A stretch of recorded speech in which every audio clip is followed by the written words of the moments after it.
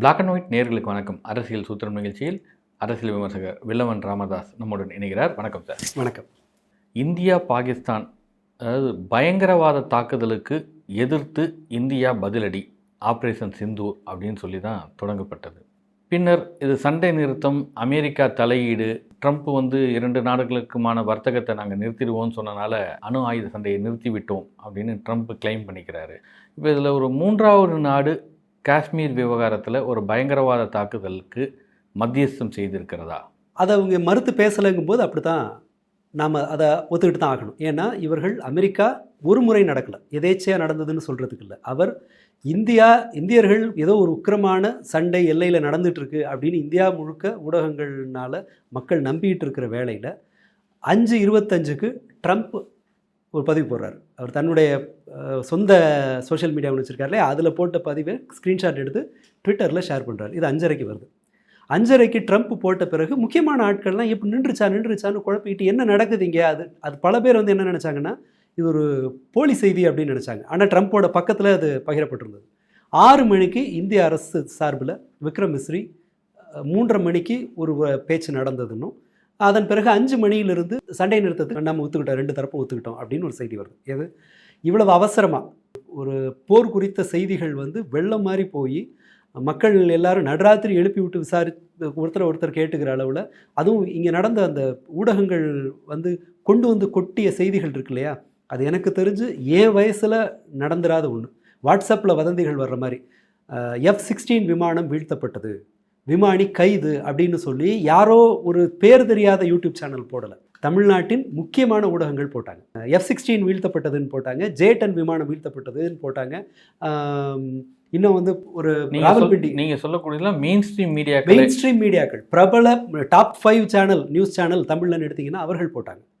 ராவல்பிண்டியில் தாக்குதல் நடந்தது, கராச்சி துறைமுகம் கைப்பற்றப்பட்டது, இஸ்லாமாபாத்தில் தாக்குதல் நடந்ததுன்னு இது எல்லாமே ஒரு ராத்திரி தூங்க போகிற நேரத்தில் எப்படி ஒத்திசைவாக எல்லா சேனல்களும் இந்த மாதிரி ஒரு செய்தியை போட்டாங்க. இந்த நம்பகத்தன்மை இருக்குல்ல, ஊடகங்கள் தன்னுடைய நம்பகத்தன்மையை இழந்தது தான் இந்த தாக்குதலின் ரொம்ப மோசமான விளைவுன்னு நான் நினைக்கிறேன். இனி எதை நம்புறது ஒரு சாதாரண மனிதன்? ஒரு விமானி கைது செய்யப்பட்டார் அப்படின்னு சொன்னால், விமானம் வீழ்த்தப்பட்டது அப்படின்னு நம்ம தரப்புலேருந்து போட்டதுன்னா அதை நம்பலைன்னு சொன்னால், அதை விட இன்னொரு டேமேஜ் இவங்க யாருமே நம்புற உலகம் எப்படி நம்மளோட செய்திகளை இனி நம்பும்? இது ஒரு பிரச்சனை. அடுத்ததாக இன்னொரு நெருக்கடி என்னென்னா, இராணுவம் சொன்னதுக்கு முற்றிலும் மாறான கதைகள் ஊடகங்கள் தரப்புலேருந்து வந்தது. இராணுவம் என்ன சொல்லுது, இது ஒரு பதில் தாக்குதல், அவங்க அடித்தாங்க, நாங்கள் பதில் தாக்குதல் பண்ணோம். பகல்காம் தாக்குதலுக்கு எதிர்வினையாக அந்த தீவிரவாதிகள் பயங்கரவாதிகள் மீதான தாக்குதல், தீவிரவாத முகாம்கள் தாக்கப்பட்டது. மற்ற அட்டாக்கும் கூட இது என்னன்னு சொன்னால், அங்கிருந்து வர்ற ஒரு தாக்குதலை நாங்கள் பதிலடி கொடுத்தோம், அவ்வளவுதான். இது ஒரு போர் இல்லை அப்படின்னு தான் பிரதமர்லேருந்து இராணுவம் வரைக்கும் சொல்கிறாங்க. ஆனால் இவங்க என்ன சொல்கிறாங்க, கராச்சி துறைமுகம் தாக்கப்பட்டது, இஸ்லாமாபாத் தாக்கப்பட்டதுன்னு சொன்னால், இந்த செய்தி ஒரு இன்டர்நேஷ்னலாக ஸ்ப்ரெட் ஆகும்போது என்ன நடக்கும்? இராணுவம் ஒன்று சொல்லுது, இந்திய ஊடகங்கள் வேற ஒன்று சொல்லுதுன்னா, இதில் நாம் எதை இழக்கிறோம்? இவங்க டிஆர்பிக்கு பண்ணாங்களா, அல்லது பாஜகவை திருப்திப்படுத்துறதுக்கு பண்ணாங்களா, அல்லது ஒரு போலி செய்தியை ஷேர் பண்ணாங்களா? 1000 கேள்வி கீழே இருக்கவங்க கேட்கலாம். பட் சர்வதேச அளவில் இந்த செய்தி போய் சேரும்போது ஒட்டுமொத்த இந்திய ஊடகங்கள் இவங்களை நம்பி நாளை பின்ன ஒருத்தர் எப்படி செய்தியை போடுவாங்க? இதுதான் இந்த போரின் படுமோசமான விளைவு எதுன்னு சொன்னால், இந்தியாவின் ஊடகங்கள் தங்களுடைய நம்பகத்தன்மையை இழந்ததற்குல்ல, அதுதான் முதல் பலின்னு நான் நினைக்கிறேன். அஃப்கோர்ஸ் போரில் முதல் கேஷுவாலிட்டி உண்மைன்னு சொல்லுவாங்க. இந்த முறை அது ரொம்ப பட்டவர்த்தனமாக நிரூபிக்கப்பட்டிருக்கு. எல்லா மக்களையும் பயமுறுத்தி விட்டு அதன் பிறகும் கூட ஏன் நிறுத்தினாங்க?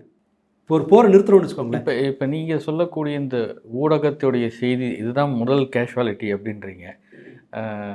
மிகப்பெரிய ஒரு அச்சம், குற்றச்சாட்டு எப்படி வேணாலும் எடுத்துக்கலாம். ஆனால் இன்னொன்று, வெளியுறவுத்துறை செயலாளர் விக்ரம் மிஸ்ரி அவர் மீதான ஒரு தாக்குதல், சோஷியல் மீடியாவில் தாக்குதல், அப்புறம் அவருடைய மகள் சோஷியல் மீடியாவில் தாக்குதல், இப்படியெல்லாம் விமர்சனங்களும் இப்போ இங்கே இருக்க பத்திரிகையாளர்கள் மீது கூட, அதாவது இந்தியா செய்ததோ விமர்சனமோ அப்படின்னு வந்தாக்க அவர் மீதான எதிர் தாக்குதல், இப்படி இல்லாமல் நடந்துட்டு இருக்குது. இந்த நடந்த சண்டைகளில் இந்த மாதிரியான பிரச்சனையும் எழுந்துதா? அது ரொம்ப மோசமாக எழுதுது. வேறு ஒன்றுமே இல்லை. நமக்கு ரொம்ப தெரிஞ்ச எக்ஸாம்பிள் பத்திரிகையாளர் ஆர்கே. அவர் கார்கில் போரை ஃபாலோ பண்ணவர், இலங்கை அவர் போர் குறித்த செய்திகளை அவர் ரொம்ப ரொம்ப நீண்ட காலம் ஃபாலோ பண்ணவர், சுமார் ஒரு 20 வருஷமாக அவர் அது குறித்த செய்திகளை ஃபாலோ பண்ணுறவர். ஸோ அவருடைய வார்த்தையை நம்ம என்னன்னு சொன்னால், அவர் ஒரு சந்தேகத்தை எழுப்புறாருன்னா அது ஒரு வேலிட் சந்தேகம் அப்படின்னு தான் நாம் எடுத்துக்கணும். ஆனால் அவர் ஒரு டிவி டிபேட்டில் கேட்குறாரு, பாகிஸ்தான் தரப்பிலிருந்து இந்த மாதிரி நம்முடைய விமானங்கள் வீழ்த்தப்பட்டதாக ஒரு செய்தி வந்திருக்கு, இந்தியா அதை இன்னும் முழுசாக மறுக்கலை அப்படின்னு இது ஒரு சந்தேகம். அந்த சந்தேகத்துக்கு 3 பதில் சொல்லலாம், ஆமாம், இல்லை. அப்படி இல்லைன்னா சில இராணுவ விஷயங்களை நம்ம பகிர முடியாதுங்க பொது வெளியிலன்னு சொல்லி முடிக்கலாம். பட் ஒரு முன்னாள் இராணுவ வீரர் அவர் என்ன சொல்கிறாருன்னா, இவர் இந்தியரா பாகிஸ்தானியான்னு தெரியல, ஒரு பாகிஸ்தானி மாதிரி ஒரு பேசுகிறாருங்கிறார். ஒரு சந்தேகத்துக்கு இந்த அட்டாக். இது வெறுமனே இது மட்டும் இல்லை, நெறியாளர் என்ன ஏதாவது பண்ணி அப்படியெல்லாம் பேச வேணான்னு தடுக்க ட்ரை பண்ணுறாரு. நான் அடித்தே தீர்வேன்னு இவங்க பேசுகிறாங்க. ஃபோர்ஸ் மேகசின் சொல்லி கிட்டத்தட்ட இது போன்ற செய்திகளை இராணுவம் குறித்த மதிப்பீடுகளில் அதனோட திறனை மதிப்பிடுறது, அது குறித்த செய்திகளை பகிர்றதுல 40 வருஷ அனுபவம் இருக்கிறவர் பிரவீன் சொல்லி ஃபோர்ஸ் மேகசின் அவர் தொடர்ந்து பேசுகிறாரு. அவர் ரொம்ப ஒரு விஷயத்தை சரியாக மதிப்பிடுறவர்னு வச்சுக்கலாம். அவர் என்ன சொல்கிறார், அவர் சில சந்தேகங்கள் எழுப்புறாரு. உடனே அவரை போய் நீ பாகிஸ்தானி, நீ ஒரு டபுள் ஏஜென்ட் அப்படிங்கிற மாதிரி அவரை போய் அட்டாக் பண்ணுறாங்க. விக்ரம் மிஸ்ரி ஒரு செக்ரட்டரி, அவரால் போய் ஒரு போர் குறித்த பேச்சுவார்த்தை அவர் நடத்த முடியாது. அரசாங்கம் சொல்கிறத கொண்டு மீடியாவுக்கு சொல்கிற ஒரு முகம், அவரை நீங்கள் சொன்ன மாதிரி அவரை டார்கெட் பண்ணுறாங்க. ஸோ இந்த படை இருக்கு இல்லையா, நான் விரும்பின செய்தியை தவிர வேற எதை சொன்னாலும் நான் அவனை பூந்து அட்டாக் பண்ணுவேங்கிற இந்த மாதிரியான இந்த ஜாம்பி மாதிரியான ஒரு படை இறங்கி இருக்கிறது இருக்குல்ல, அது இந்தியாவுக்கு இன்னொரு அவமானம்னு தான் சொல்லுவேன். ஏன்னா நீங்கள் வேற யாரையும் அட்டாக் பண்ணல, எங்கேயோ இருக்கிற ஒருத்தர் அட்டாக் பண்ணல, ட்ரம்ப் குறித்து பேசவே இல்லை. இதில் இன்னொரு பக்கவாட்டில் நடக்குது. ரிப்பப்ளிக்கில் பேசுகிறாரு, மோடி சொன்னால் தான் சண்டையை நிறுத்துவோம், ட்ரம்ப் சொல்லியெல்லாம் நிறுத்த மாட்டோன்னு சொல்லிட்டு இப்போ அந்த வீடியோவை வெளியில் எடுத்திருக்காங்க. இன்னொரு போர் குறித்து பேசுகிற, அதாவது இந்திய போர் பெருமிதங்களை பேசி கொண்டு இருக்கிற இன்னொருத்தர் ஈரானோட வெளியுறவுத்துறை அமைச்சரை சொல்லி ஈரான்லேருந்து ஒரு விமர்சனம் இப்போ அந்த இதுக்கு அரசாங்கம் விளக்கம் கொடுக்க வேண்டிய நிலைமையில் இருக்குது. உத்தரப்பிரதேசத்தில் அவசர கொடுக்க மாதிரி சவுதியோட கொடியை போட்டு தரையில் போட்டு மிதித்து சவுதி எதிர்த்து அதுக்கு பதில் சொல்ல வேண்டியிருக்கு. இப்படி போகிற இடத்துல எல்லாம் வம்பிழுத்து விட்டு அவசரப்பட்டு இந்த படை இருக்குல்ல, இந்த வலதுசாரிகளோட இந்த படை இருக்கு இல்லையா, யாரை கடிக்கிறோன்னு தெரியாமல் போகிற வர்றவனெல்லாம் கடித்து இவங்க பிரச்சனையை இன்னும் மேலே எஸ்கலேட் பண்ணி இந்தியாவினுடைய மதிப்பையும் மரியாதையும் சர்வதேச அரங்கில் கொஞ்சம் கொஞ்சமாக செங்கலாக இவங்க காலி பண்ணிகிட்டு இருக்காங்க. ஸோ நாம் கவலைப்பட வேண்டியது, பாகிஸ்தான் ஒரு பக்கம் ஒரு பிரச்சனை, தீவிரவாதம் ஒரு சிக்கல்னு சொன்னால், இங்கே பொறுப்பு இல்லாமல் நிதானம் இல்லாமல் கூட இருக்கிறவனையே கடிச்சு வைக்கிற இந்த கும்பல் இன்னொரு பெரிய த்ரெட்டாக இந்தியாவுக்கு உருவாயிட்டு இருக்கு அப்படிங்கிறதான் இதில் இன்னொரு பிரச்சனை. இந்த அட்டாக் நடந்தது குறிப்பாக ஆர்கேஎம் அவருக்கு ஓப்பன் டிபேட்டில் இந்த மாதிரி அவரை விமர்சித்து பேசுறதெல்லாம் என்னால் அதை ஏற்றுக்கவே முடியலை. பட் அவர் என்ன சந்தேகம் எழுப்பினாரோ அதை உலகம் நம்புது. இன்னைக்கு பிரசாந்த் பூஷன் அவர் அதே டவுட்டை கேட்டிருக்காரு. தசோவோட அந்த ரஃபேல் விமானத்தோட நிறுவனம் இருக்கு இல்லையா, அதோட ஷேர் 10% குறைஞ்சு சீன விமான நிறுவனத்தை, அந்த போர் விமானம் தயாரிக்கிற நிறுவனத்தினுடைய பங்கு விலை 20% ஏறி இருக்கு. நீங்கள் விரும்புனீங்களோ விரும்பலையோ உலகம் இந்த செய்தியை நம்புது. ஸோ இந்த சந்தேகத்தை தீர்க்க வேண்டிய பொறுப்பு தான் நமக்கு இருக்கே தவிர, சந்தேகப்படுறவங்களையெல்லாம் கல்லெடுத்து அடிக்கிறது எந்த வகையிலையும் பிரயோஜனப்பட போகிறதில்ல. அது மேலும் மேலும் இந்தியாவை தனிமைப்படுத்தத்தான் செய்யும். ஆரம்பமே ஒன்று பயங்கரவாதிகளை எதிர்த்து தாக்குதல் அப்படின்ற விஷயம், அது அப்புறம் எப்படி போராக மாறுச்சு அப்படின்றது தெரியல. இந்த போரை நிறுத்துறதுக்கு அமெரிக்கா நாங்கள் உதவி செய்தோம், மத்தியஸ்தம் செய்தோம், இல்லை வர்த்தக ஒப்பந்தத்தை நிறுத்துவோன்னு சொன்னோம், அதனால் உடன்பட்டாங்க. இப்படி என்ன விதமாக இருந்தாலும் ஒரு விஷயத்திலிருந்து மாறுபட்டு கொண்டே போகிறதுல ஒரு தெளிவில்லாமல் போய்விட்டதா? இப்போ வரைக்கும் யார் இந்திய தரப்பிலிருந்து பிரதமர் அதிகாரப்பூர்வமாக பேசுனதில் பாகிஸ்தான் அத்துமீறல்களை ஈடுபட மாட்டோம் என்ற வாக்குறுதி அளித்த பின்னரே நாம் இந்த சண்டையை நிறுத்தி இருக்கிறோம் அப்படின்னு சொல்கிறார். அதுதான் நம்ம அதிகாரப்பூர்வமாக எடுத்துக்கொள்ளக்கூடிய விஷயமா இருக்குது. இதை தாண்டி அமெரிக்கா என்ன செஞ்சிச்சு, அமெரிக்கா இதில் இன்வால்வ் ஆச்சா இல்லையா, ட்ரம்ப் சொல்கிறது உண்மையா பொய்யா அப்படின்ற எந்த விதத்துலேயும் இந்திய அரசாங்கமோ இல்லை மற்ற அதிகாரிகளோ பேசலை. ஆனால் அமெரிக்க அதிபர் ட்ரம்ப் தன்னை கிளைம் பண்ணிக்கிறார். இப்போ என்ன இந்த விஷயத்தில் புரிந்து கொள்ளக்கூடிய விஷயமா நம்ம என்ன பார்க்குறது, இல்லை என்ன மறைவு பொருளாக இதில் இருக்குது நம்ம தெரிஞ்சுக்கிறது? மறைப்பொருளாக இருக்குதுன்னா, பாஜக இந்த விஷயத்தில் ரொம்ப அதிகமாக ரியாக்ட் பண்ணி சிக்கிட்டு இருக்காங்க அப்படின்னு தான் நான் சொல்லுவேன். ஏன்னா இந்த போரை நிறுத்துகிற விவகாரத்தில் ஒப்பந்தங்கள்னு எந்த அடிப்படையில், எந்த கண்டிஷனின் அடிப்படையில், அது ஒரு தீவிரவாத தாக்குதல், நீங்கள் தீவிரவாத தாக்குதலுக்கு பதிலடி கொடுக்குறீங்க. அங்கேருந்து 400 ட்ரோன் வந்து அடித்தாங்க, மிசைல்ஸை வச்சு அடித்தாங்க, ஏர்கிராஃப்டை வந்து டவுன், இதெல்லாம் பேசிட்டு நாம் வந்து போரை நிறுத்துகிறோம். போரே நடக்கலைன்னு சொல்கிறது நம்முடையது. பட் போர் நிறுத்தம்ங்கிற ஒரு வார்த்தையை ட்ரம்ப் பயன்படுத்துகிறாரு, இவங்களும் போர் நிறுத்தம்னு சொல்கிறாங்க. இந்த சந்தேகம் ஒரு குழப்பத்தை வந்து எஸ்கலேட் பண்ணுறது இவர்கள் தான் முதல்ல. அடுத்த ஒரு நெருக்கடி, ஏன் ஒரு போர் வீரர் கைது செய்யப்பட்டிருக்கார், இந்தியாவினுடைய ஒரு தவறுதலாக எல்லை தாண்டி போன ஒரு வீரர் கைது செய்யப்பட்டிருக்கார். இந்த அக்ரிமெண்ட்டில் ஒரு போரை நிறுத்தணும்னு பாகிஸ்தான் கெஞ்சுனுச்சுன்னு பிரதமர் சொல்கிறார். பாகிஸ்தான் கெஞ்சிச்சுன்னா கண்டிஷன் போட வேண்டிய இடத்துல யார் இருக்கா? நாம தான் இருக்கோம். அப்போது அந்த ஒரு போர் வீரன், அவரோட மனைவி கேட்குறாங்க, வேற யாரோ கேட்கல, போர் வீரரோட மனைவி பொட்டு, இந்த இந்திய பெண்களுடைய பொட்டுக்கு இந்த சண்டை நடத்தணும் அப்படின்னு நீங்கள் கிளைம் பண்ணுறீங்க இல்லையா, ஏன் பொட்டை காப்பாற்றுன்னு அவங்க கேட்குறாங்க. ஏன் அந்த கண்டிஷன் ஏன் வைக்கப்படலை? அதை விட காங்கிரஸ் தரப்பிலிருந்து கேட்கப்படுற கேள்வி, ஒரு அனைத்து கட்சி கூட்டம் இதை இந்த மாதிரி ஒரு போர் நிறுத்தத்துக்கு போகிறோமா வேணாமான்னு ஒரு அனைத்து கட்சி கூட்டம் இந்தியாவுக்கு தகவல் சொல்லாமல் அவசரமாக ஏன் செஞ்சீங்கன்னு ஒரு கேள்வி கேட்குறாங்க. இது எதுக்குமே பதில் இல்லாமல் இவங்க பராமரிக்கிற சீக்ரெட் இருக்கு இல்லையா, அது என்ன செய்யும்னு சொன்னால், எல்லாரும் தான் எதை விரும்புகிறோமோ அந்த செய்தியை நம்புறதுக்கு தான் கொண்டு போகும். நாம் இன்டர்நேஷ்னலாக நமக்கான அந்த அந்த அந்த வலுவை இழந்துட்டோம் அப்படிங்கிறது இதில் பட்டவர்த்தனமாக தெரியுது. இந்த போரில் எது உண்மைன்றதை நம்மளால், அந்த அமெரிக்காவில் வந்து 30 வருஷம் கழித்து டாக்குமெண்ட்லாம் வெளியில் விடுவாங்க தெரியுமா, அப்போ தான் கரெக்டான செய்தி எதுன்னு தெரியும். அது வரைக்கும் எல்லாமே போரில் எல்லாமே இந்த சைடில் ஒன்று சொல்லுவாங்க, அந்த சைடில் ஒன்று சொல்லுவாங்க. எக்ஸாக்ட் ட்ரூத்துங்கிறது வரப்போகிறது இல்லை. பொதுவாக நாம் அதை கண்டுபிடிக்கணுன்றது மெனக்கிடவே முடியாது.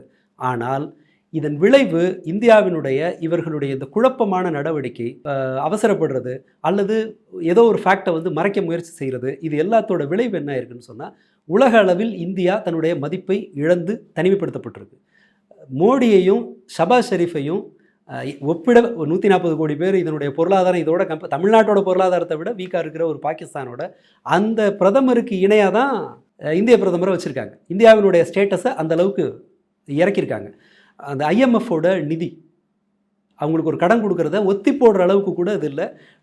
எந்தெந்த நாடுகள் ஆதரிச்சிருக்குன்னு பார்த்தா அமெரிக்கா, சீனா, 2 பேரும் சண்டை போட்டுக்கிற எதிரியாக இருக்கிற சீனாவும் அமெரிக்காவும் இந்த விஷயத்தில் ஒத்துமையாக போயிருக்காங்க. ஐரோப்பிய நாடுகள் IMF பணம் கொடுக்கறதுக்கு ஆதரவு கொடுத்துருக்கு. நாம் கிட்டத்தட்ட சர்வதேச அளவில் நம்மளை கண்ணை மூடிக்கிட்டு ஆதரிக்கிற ஒரு நாடுன்னு ஒன்று இல்லை. ஆனால் பாகிஸ்தானை சீனா வந்து முழுக்க ஆதரிக்கிறது வெளிப்படையாக தெரியுது.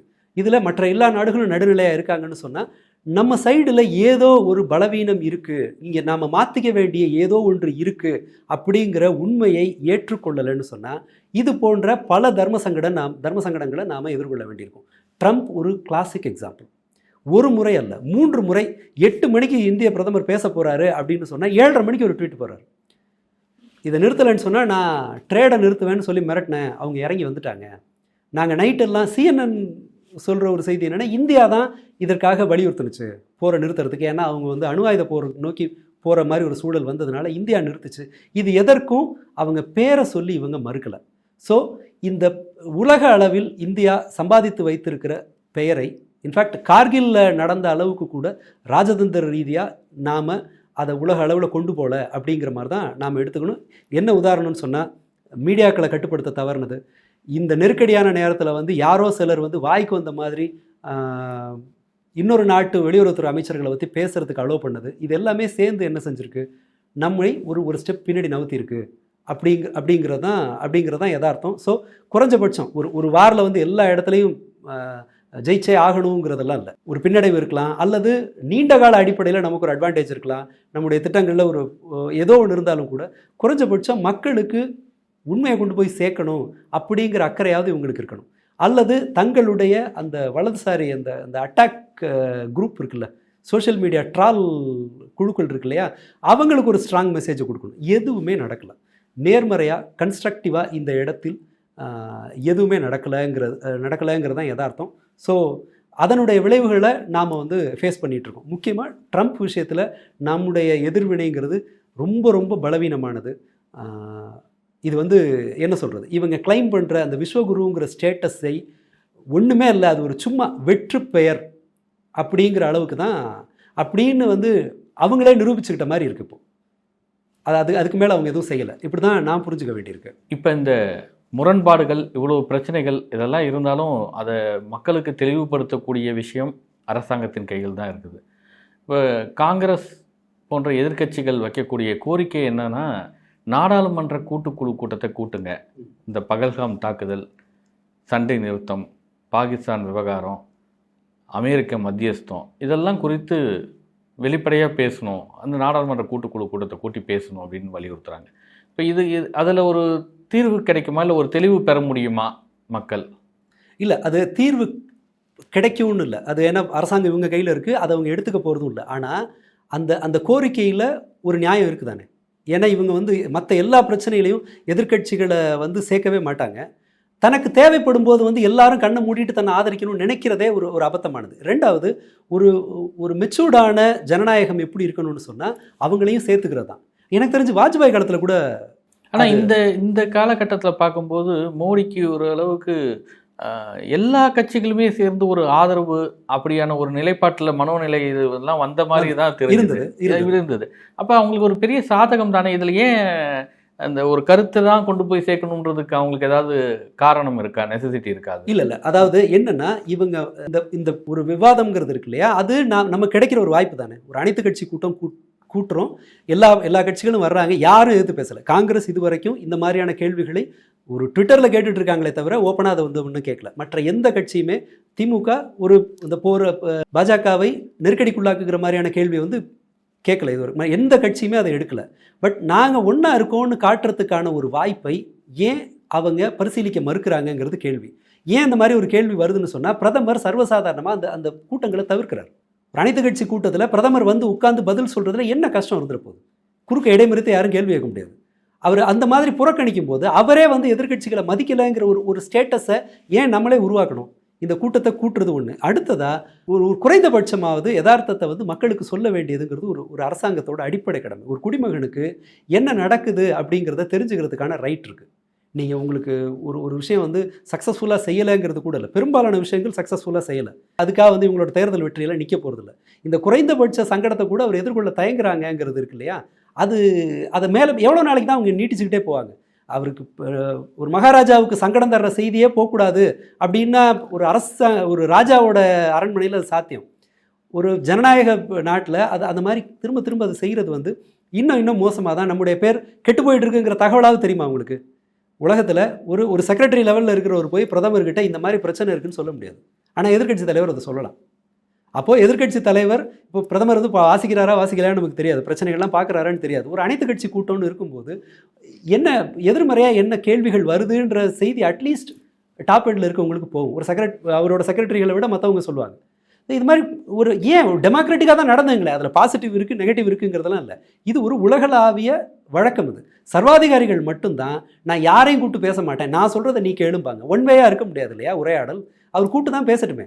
இல்லை, ஏற்கனவே அந்த அனைத்து கட்சி கூட்டத்தில் வந்து இவர் உட்காந்துட்டாருன்னா பரவாயில்ல, அவருக்கு தன்னுடைய தேர்தல் பிரச்சாரத்தை இந்த நெருக்கடியிலும் செய்வதற்கு அவருக்கு நேரம் இருக்குது. காஷ்மீருக்கு போகாமல் ஒரு தேர்தல் பிரச்சாரத்தை ஆரம்பிக்கிறதுக்கு நேரம் இருக்கும்போது அந்த அனைத்து கட்சி கூட்டத்துக்கு வர நேரம் இருக்காதா அப்படிங்கிற ஒரு கேள்வி 100% நியாயமானது. அட்லீஸ்ட் அந்த ஸ்டெப்பையாவது எடுங்கன்னு கேட்குறாங்க, அவ்வளோதான். அதில் 100% நியாயம் இருக்குது. இன்ஃபேக்ட் நான் வந்து எதிர்க்கட்சிகள் இந்த கேள்விகளை என் பர்சனலாக கேட்டிங்கன்னா, எதிர்க்கட்சிகள் வந்து இந்த மாதிரியான அரசு பத்திரிகைகளில் வர்ற செய்திகளும் அரசாங்கம் கொடுக்குற செய்திகளும் ஏன் முரண்பாடாக இருக்குது, அரசின் அறிக்கைகளே ஏன் முரண்பாடாக இருக்குது, அமெரிக்கா வந்து இப்படி ஒரு கருத்தை சொல்லும்போது நீங்கள் ஏன் அந்த அமைதியாக இருக்கீங்கிற கேள்வியை இன்னும் ஸ்ட்ராங்காக வைக்கணும்னு தான் நான் கேட்பேன். அட்லீஸ்ட் இந்த அனைத்து கட்சி கூட்டங்கிற அளவுக்காவது இவர்கள் வந்தால் கொஞ்சம் மெச்சூர்டாக நடந்துக்க முயற்சி பண்ணுறாங்கன்னு நம்ம நம்பலாம். பட் அதுக்கு வாய்ப்பு கொடுப்பாங்களா அப்படிங்கிறது தான் இப்போ குழப்பமாக இருக்குது. நன்றி சார். மற்றொரு நேரம். தேங்க்யூ.